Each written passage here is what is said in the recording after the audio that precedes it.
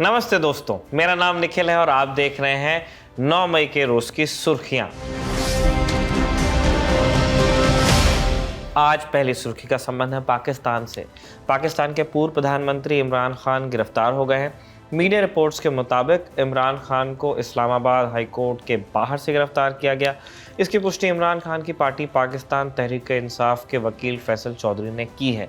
गिरफ्तारी के बाद इमरान के समर्थक इस्लामाबाद और दूसरे शहरों में सड़कों पर उतर आए। पीटीआई का झंडा लिए समर्थक इमरान खान की रिहाई की मांग कर रहे हैं। इस्लामाबाद पुलिस के मुताबिक पूर्व प्रधानमंत्री की गिरफ्तारी अल कादिर ट्रस्ट केस में हुई है।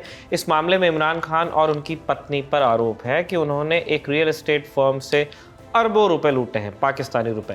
ये पूरा केस क्या है और इस गिरफ्तारी का पाकिस्तान की राजनीति पर क्या असर पड़ सकता है, भारत पर क्या असर पड़ सकता है, ये जानने के लिए आपको देखना होगा हमारा इंटरनेशनल बुलेटिन दुनियादारी। उसका लिंक आपको डिस्क्रिप्शन में मिलेगा। दूसरी सुर्खी की तरफ बढ़ते हैं। उत्तर प्रदेश के मुजफ्फरनगर चलते हैं। 2013 में यहाँ पे दंगे हुए थे, आपको याद होगा। दंगे भड़काने के बाद लोग इधर उधर भाग रहे थे। एक महिला अपने बेटे को लेकर गांव से भाग रही थी। कुछ दूर पर 3 लोगों ने उसे रोक लिया। तीनों के नाम थे कुलदीप, महेशवीर और सिकंदर। तीनों महिला को खेत में ले गए और बेटे की गर्दन पर चाकू रखकर महिला का गैंगरेप किया। इस घटना के 1 साल बाद पीड़िता के पति ने तीनों के खिलाफ मुकदमा दर्ज कराया और इस घटना के 10 साल बाद यानी अब जाकर इस मामले में फैसला आया है। मुकदमा दर्ज होने के बाद आरोपियों को गिरफ्तार किया गया, लेकिन कुछ समय बाद ही उन्हें जमानत भी मिल गई। आज 9 मई को मुजफ्फरनगर के अतिरिक्त जिला और सत्र न्यायाधीश अंजनी कुमार ने 2 आरोपियों यानी महेशवीर और सिकंदर को गैंगरेप और आपराधिक धमकी के मामले में दोषी माना है और दोनों को 20-20 साल की सजा सुनाई है।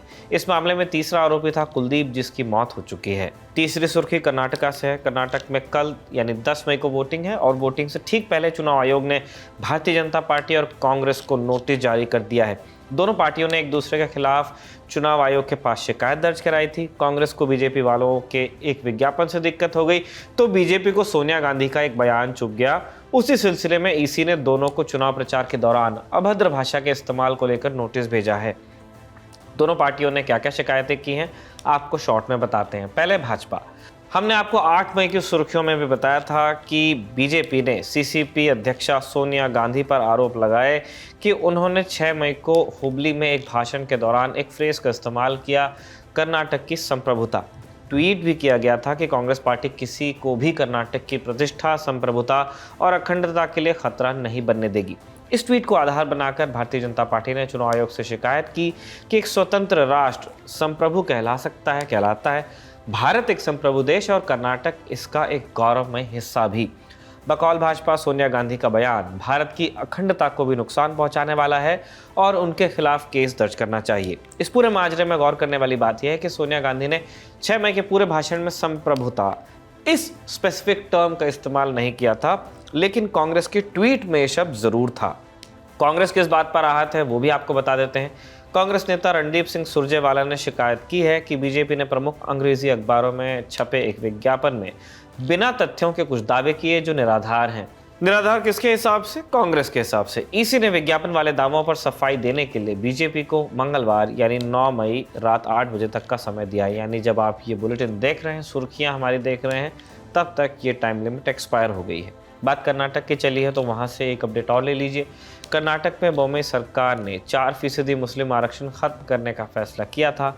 इस फैसले के खिलाफ सुप्रीम कोर्ट में याचिकाएं दायर की गई और सुप्रीम कोर्ट ने इस मामले में सुनवाई करते हुए कहा कि मामला कोर्ट में विचाराधीन है और ये सही नहीं कि इस पर राजनीतिक बयानबाजी हो। शॉर्ट में कोर्ट ने कहा कि थोड़ी तो मर्यादा रखिए। अगली सुर्खी भी सुप्रीम कोर्ट से ही संबंधित है। विवाह की बराबरी को लेकर दायर याचिकाओं पर सुनवाई के दौरान आज सुप्रीम कोर्ट ने कहा कि अदालती कार्यवाही को अंग्रेजी के अलावा अन्य भाषाओं में उपलब्ध कराने की ज़रूरत है। सुनवाई के दौरान chief justice of India DY Chandrachud ने मौखिक रूप से ये टिप्पणी की।